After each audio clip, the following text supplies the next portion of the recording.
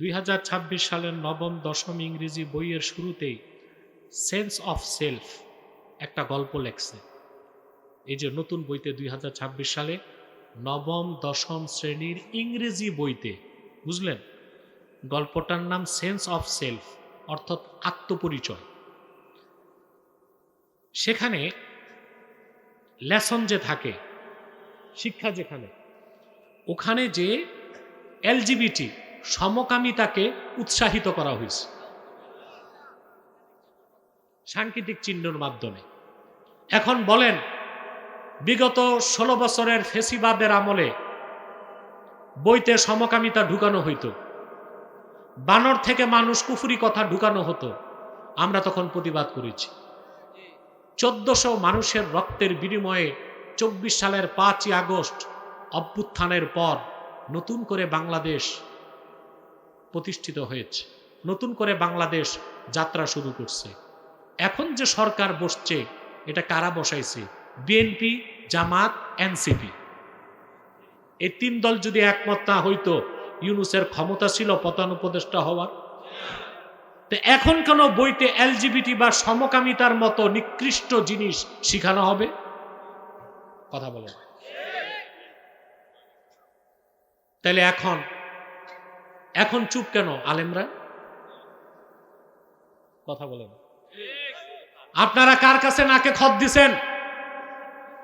যারা ফেসিবাদকে বিদায় করে বর্তমান সরকারকে ক্ষমতায় বসিয়েছেন, এই সরকার ইসলাম বিরোধী, দেশ বিরোধী যত কাজ করবে তার দায় আপনাদেরকে নিতে হবে। আপনারা আপনাদের প্রিয় উপদেষ্টাকে বলুন, নবম দশম শ্রেণীর বই থেকে সমকামিতাকে ইঙ্গিত করে যে শিক্ষা দেওয়া হচ্ছে বাতিল করতে হবে, নতুবা কোন স্কুলে বই পড়তে দেওয়া হবে না। এটা পরিকল্পিত হতে পারে, এটা বইতে দিয়ে দিছে। তো বাংলাদেশে আন্দোলন হবে, আন্দোলন হলে নির্বাচন কমিশনার বলবে লেভেল প্লেইং ফিল্ড নাই, নির্বাচন পিছাও, নির্বাচন। এরকম চক্রান্ত হতে পারে। অথবা আমরা সেই চক্রান্ত সফল হতে দিব না, আবার এলজিবিটিকে বইতে রাখতেও দিব না। আপনারা বিভিন্ন দলমতের লোক এখানে আছেন না? কথা বলেন। রাতের বেলা তো আসি না, বহু বছর পর আসলাম আপনাদের এলাকায়। আশেপাশে দিনেই আসি, তিতাসে, সারা দেশেই প্রত্যন্ত অঞ্চলে আমি দিনেই যাই, কখনো আকাশপথে, কখনো হেলিকপ্টারে, কখনো গাড়িতে। শহরভিত্তিক প্রোগ্রামগুলোই রাতে করি। এই জন্য বললাম যে অনেকে দাওয়াত চেয়ে দাওয়াত পান না, মনে কষ্ট পান। এখানে আমার করার কিছু নাই। আমাকে গোয়েন্দা সংস্থার পরামর্শ, আমাদের সংগঠনের পরামর্শ বা ব্যক্তিগত চিন্তা করে এই সিদ্ধান্তটা নিতে হয়েছে। কথাটা বুঝতে পারছেন? আর আপনাদের এলাকায় রাতে আসলে আমার তেমন কষ্ট হয় না। আমাদের তাহরিকের সদস্য যারা, কই তোমরা? মোহন কই? মাসুদ কই? আসো? আলহামদুলিল্লাহ। তো এরা সবসময় আমাকে প্রোটোকলের ব্যবস্থা করে থাকে, ওদের জন্য দোয়া করবেন।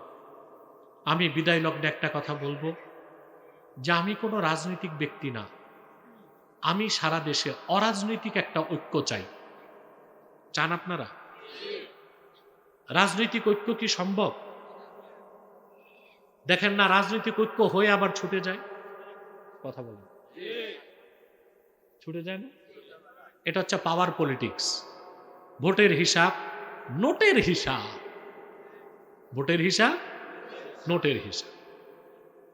আমরা চাই অরাজনৈতিক ঐক্য, যেখানে ভোটও নাই, নোটও নাই, যেখানে আছে দিনের স্বার্থ। কি আছে? ঠিক কিনা? রাজনৈতিক ঐক্য করে সফল হওয়া যাবে না সহসা, ওটা দেরি আছে। আপনাদের এটা কত নাম্বার আসন? কুমিল্লা। বলেন নাউজুবিল্লাহ জোরে। আমি নিজেও যদি 2 নাম্বার আসনে দাঁড়াই, যত লোক বসা আছে 3 ভাগের 1 ভাগ লোক আমাকে ভোট দিবে না। কথা সত্যটা কর। এটাই আমার দেশের অনেক পীর, বক্তা, আলেম বুঝে না। মনে করে যা শ্রোতা সব আমারে ভোট দিবে। দেখা যায় নির্বাচনে জামানত গেছে, পাশের আগে বাস। ঠিক কিনা? হ্যাঁ।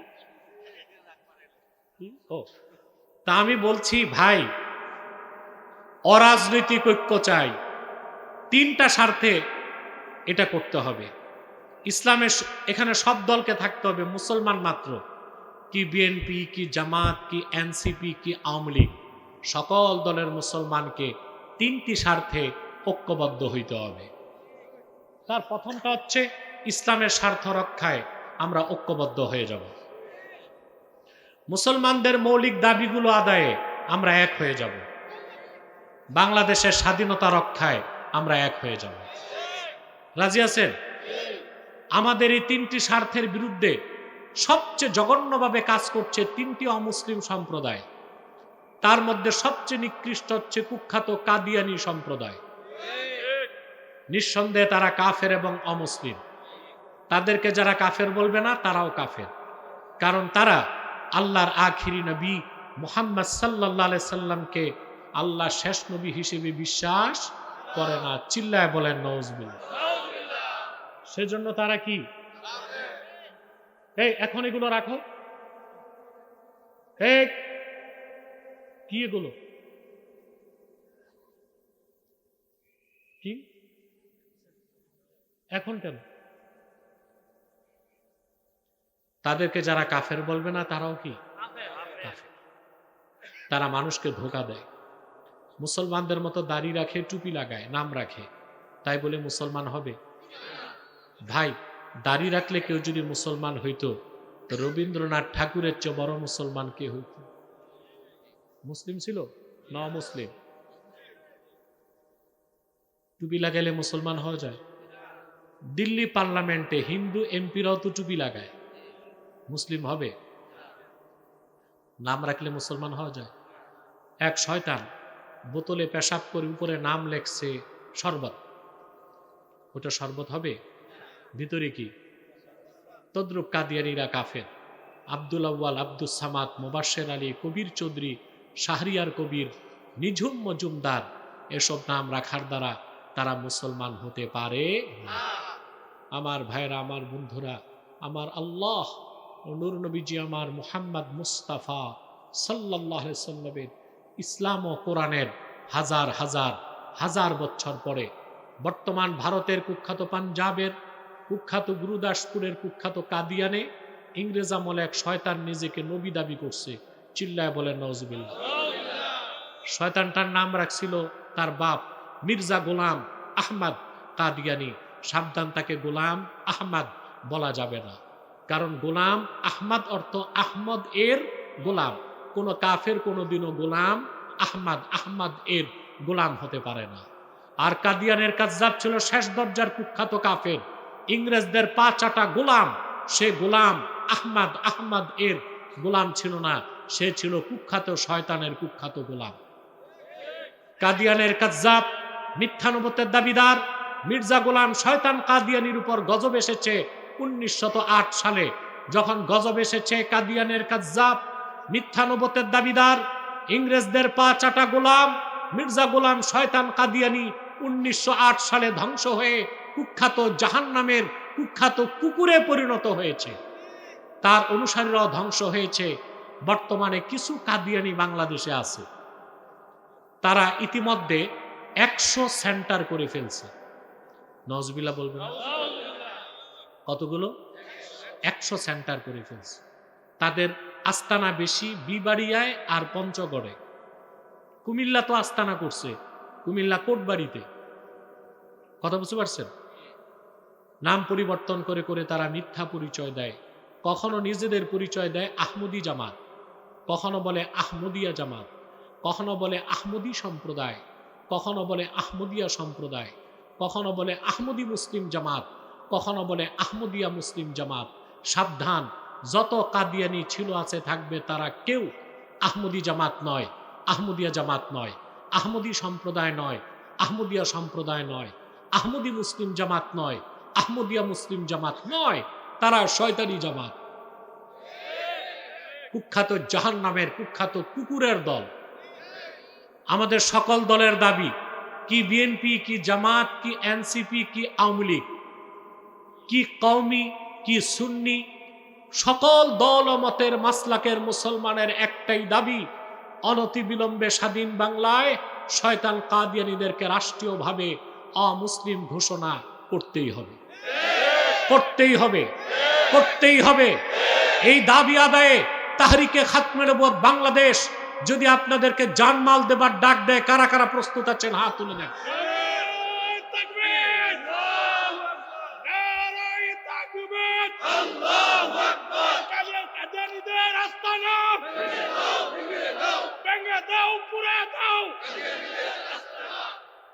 সম্মানিত সুধী, তাদেরকে অর্থনৈতিক সহযোগিতা করবেন না? করেন? জি করেন। প্রাণ কোম্পানির যত জিনিস তাদের, সেজান কোম্পানির জুস তাদের, RFL এর পণ্যগুলো তাদের, প্রথম আলো, ডেলি স্টার এবং ভিশন এগুলো তাদের। এগুলো ধরবেন না, কিনবেন না, বেচবেন না। মনে থাকবে? জোরে বলেন, মনে থাকবে? আরেকটি অমুসলিম সম্প্রদায় আমাদের যুবকদেরকে থাবা দিচ্ছে, এটার নাম হিজবুত তাওহীদ। এটা হিজবুত তাওহীদ না, হিজবুত শয়তান। হিজবুত শয়তান। এরা নামাজকে বিশ্বাস করে না, বলে নামাজ হচ্ছে ট্রেনিং, উজু থাকলেও হবে, উজু ছাড়াও হবে। বলে দাজ্জাল বলতে কিছু নাই। তারপর বলে ছেলে মেয়ে যদি রাজি থাকে বিয়ে ছাড়াও ফিজিক্যাল রিলেশন হতে পারে। এগুলো যে বেঈমান কাফের সন্দেহ আছে, এগুলো যুবকদেরকে ছিনিয়ে নিতে চায়, দিবেন না সুযোগ। আরেকটা মুসলিম সম্প্রদায় আমাদের স্বাধীনতায় হাত দিতে চায়, এটা হচ্ছে ঈসাই জামাত। খ্রিস্টানদের গোপন একটা দল, এদের নাম ঈসাই জামাত। এরাও নিজেদেরকে মুসলমান বলে, জিজ্ঞেস করলে বলে আমরাও মুসলমান, তবে ঈসার উম্মত মুসলমান। ঈসার উম্মত মুসলমান না খ্রিস্টান? এই পর্যন্ত তারা 1978 সাল থেকে 2.5 লক্ষ পরিবারকে খ্রিস্টান বানায় ফেলছে। তাদের চিন্তা হচ্ছে বাংলাদেশের একটা অংশকে স্বাধীন করে তারা খ্রিস্টান রাষ্ট্র বানাবে। এটা কি হতে দিবেন? ঐক্যবদ্ধ হবেন? আল্লাহ আমাদেরকে কবুল করুক, মঞ্জুর করুক, বলুন আল্লাহুম্মা আমিন। আমি আর আপনাদেরকে কষ্ট দিচ্ছি না, মুনাজাতের প্রস্তুতি নেন। কিসের প্রস্তুতি? ইস্তেগফার পড়ুন 11 বার।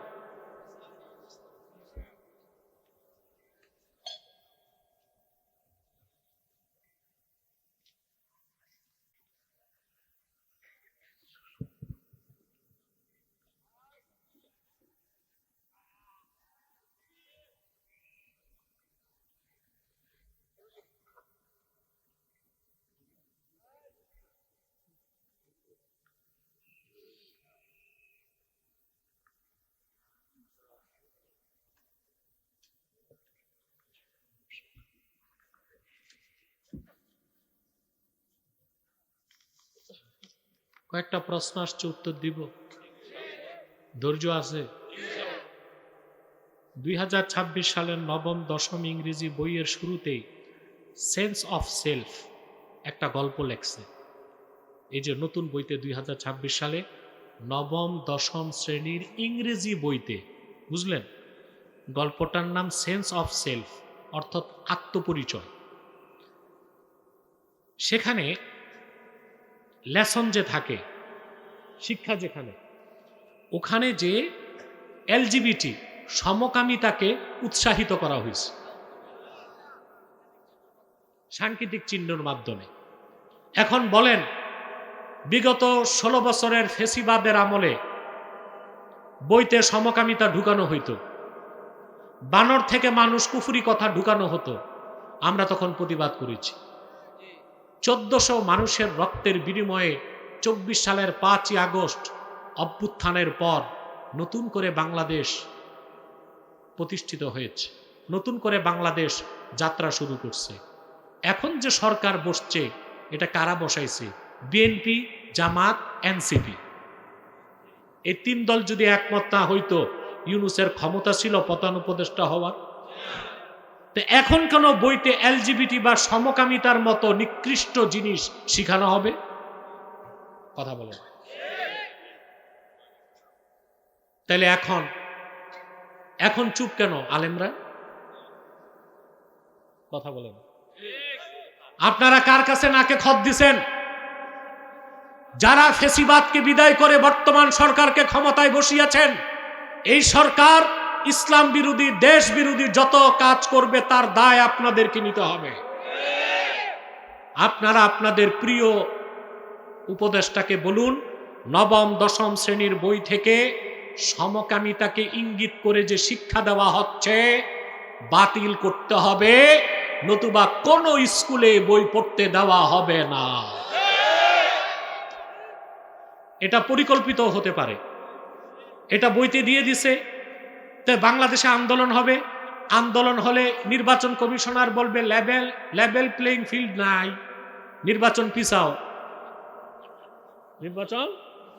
এরকম চক্রান্ত হতে পারে। অথবা আমরা সেই চক্রান্ত সফল হতে দিব না, আবার এলজিবিটি কে বইতে রাখতেও দিব না। রাজি আছেন? আরবি এবং উর্দু ইসলামী সঙ্গীতে বাজনা ব্যবহার করে, এগুলোর অর্থ যদি ভালো হয় তাহলে শোনা যাবে। আরে ভাই, খারাপ কথা তো বাজনা ছাড়াই হারাম। কথা বলেন, খারাপ কথা বাজনা ছাড়াই। আর যদি কোনো গজল সঙ্গীতে বাজনা থাকে সেটা হারাম। বাজনা ছাড়াই আপনাকে গজল গাইতে হবে, হামদ হোক, নাত হোক, ইসলামী সঙ্গীত হোক। বাজনা, বাদ্য, তবলা, হারমোনিয়াম, একতারা, দোতারা, ঢোল, এসব মাজামির, এসব শরীয়তে হারাম।